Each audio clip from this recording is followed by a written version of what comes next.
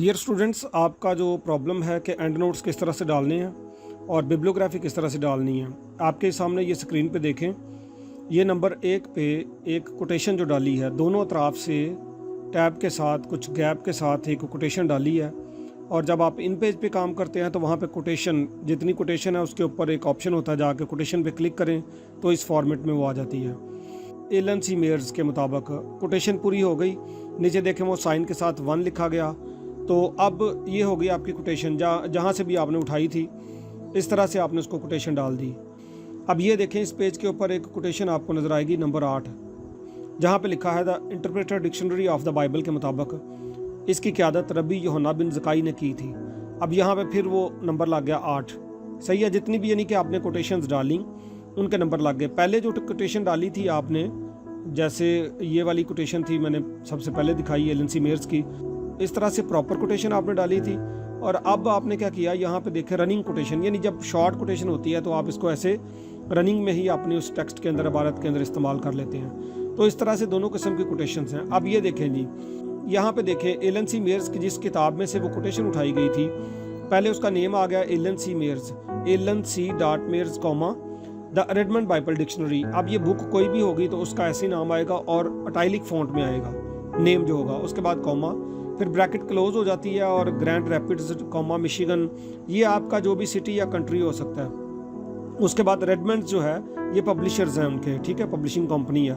फिर कॉमा आ गया, फिर 1987 में ये पब्लिश हुई थी, ब्रैकेट क्लोज होगी, कॉमा आ गया, पेज नंबर 240 के ऊपर वो कोटेशन आपको मिलेगी। आपने इस तरह से ये इंग्लिश में डाल देनी है।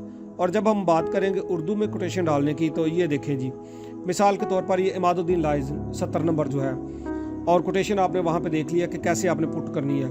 70 नंबर पे देखें इमादुद्दीन कौमा लाहिज कौमा खुदाशनासी, ये जो किताब आएगी वहाँ पे आपने उसको अटाइलिक किया था, यहाँ पे आप इसको अंडरलाइन करेंगे, फिर कौमा, फिर ब्रैकेट इसका, फिर ब्रैकेट ओपन हो जाता है और फिर सिटी आ गया, इसका पब्लिशिंग आ गया, मसीही शाद खाना से पब्लिश हुई है ये, कॉमा आ गया किस सन में हुई है, क्लोज हो गई, सफ़ा नंबर आ गया। इस तरह से आपने उर्दू की कोटेशन, सफ़ा नंबर, इसको कहते हैं एंड नोट्स। उर्दू और इंग्लिश एंड नोट्स इस तरह से आपने डालने हैं। ध्यान से देख लें, ये पैटर्न आपके पास ही रहेगा ये जो मैं सेंड कर रहा हूँ। और याद रखें ये जो पैटर्न है ये कुछ ओल्ड है, अगर इसमें कोई जिद्दत आई होगी तो वो मैं बाद में आपको क्लियर करवा दूंगा। यहाँ पे देखें बिब्लियोग्राफी फिर जब आती है तो वही किताब जो मतलब आपने पढ़ी थी द रेडमंड बाइबल डिक्शनरी, तो यहाँ पे जो हेड नेम होता है, सेकंड नेम, वो पहले आ जाता है, मेयर्स कॉमा एलन सी। यानी अगर दिलशाद असलम साहब की किताब आपने पढ़ी है तो पहले असलम आएगा, फिर कॉमा, फिर दिलशाद, बिब्लियोग्राफी में, एंड नोट्स में नहीं, ठीक है। ये पैटर्न मैंने आपको दिखा दिया बिब्लियोग्राफी का, इसके ऊपर पेज नंबर नहीं आता। ये देखें उर्दू की भी आपके पास जैसे 79 नंबर जो यहाँ पे है, खैरुल्ला FS, यानी कि पहले सेकंड नेम आ गया, फिर फर्स्ट नेम आ गया, फिर कौमा कामूसल किताब अंडरलाइन कर दिया, कौमा लाहौर, फुल कॉलिंस यहाँ पे आ जाते हैं, ठीक है, यहाँ जहाँ पे आपका ब्रैकेट स्टार्ट होता था फुल कॉलिंस आ जाते हैं, मसीही शाद खाना, इसके ऊपर पेज नंबर नहीं आता। और ये बात याद रखें कि जब आपने एंड नोट्स डालने हैं तो एक ही किताब के आप 5-7 एंड नोट्स भी डाल सकते हैं, लेकिन जब आपने बिब्लियोग्राफी डालनी है तो बिब्लियोग्राफी वो एक ही दफ़ा इस्तेमाल होती है। एंड नोट्स ये होते हैं कि जितने भी ज़्यादा आप एंड नोट्स डालते हैं वो एक किताब में से 2-3 भी ले सकते हैं। बिब्लियोग्राफी में वो किताब जो आपने चाहे उसमें से 10 कोटेशन डाली हों, बिब्लियोग्राफी में एक ही दफ़ा लिखी जाएगी। ये कोटेशन देखिए 41 नंबर, यहाँ पे एक कोटेशन मैंने डाली है, चूँकि वो इंटरनेट से दी थी, जितनी इन्फॉर्मेशन उसकी बनती थी विल पॉन्ट की मैंने वो दे दी थी, Christ in the old testament, वो ऊपर देखें आपको नज़र आ रहा है। लेकिन बाद में नीचे मैंने लिंक दे दिया कि ये जो लिंक है वेबसाइट का, वहाँ पे ये किताब पढ़ी है।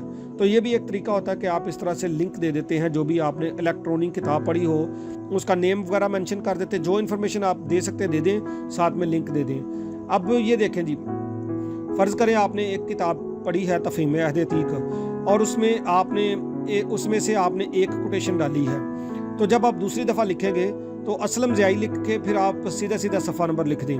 बार बार आपको मुकम्मल सारा कुछ लिखने की ज़रूरत नहीं है। और इसके साथ ये भी याद रखें कि अगर आपने पेज नंबर 70 के ऊपर से मिसाल के तौर पर कोई कोटेशन उठाई है और उसके बाद फिर से 17 नंबर आपने कोटेशन वहाँ से उठाई, 18 नंबर फिर वहाँ से उठा रहे हैं, तो फिर आप आई बिड लिख देंगे। ये देखें लिखा हुआ आई बिड, इसको उर्दू में एजान कहते हैं, यानी कि जिस तरह ऊपर लिखा गया उसी तरह, यानी जो ऊपर इन्फॉर्मेशन दी गई है वही नीचे।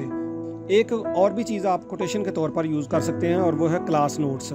ये नंबर 18 पे देखें, आर्थर जेम्स साहब की क्लास थी, क्लास नोट्स हैं, क्लास जो चल रही थी वो थी new testament, comma new testament को देखें अटाइली किया हुआ है, गुजरांवाला थियोलॉजिकल सेमिनरी की बात है, ब्रैकेट क्लोज 2014 की बात है।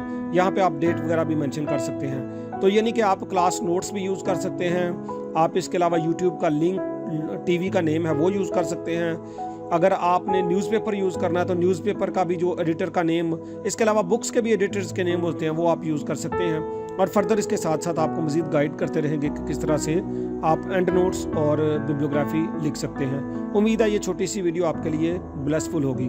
Thank you very much.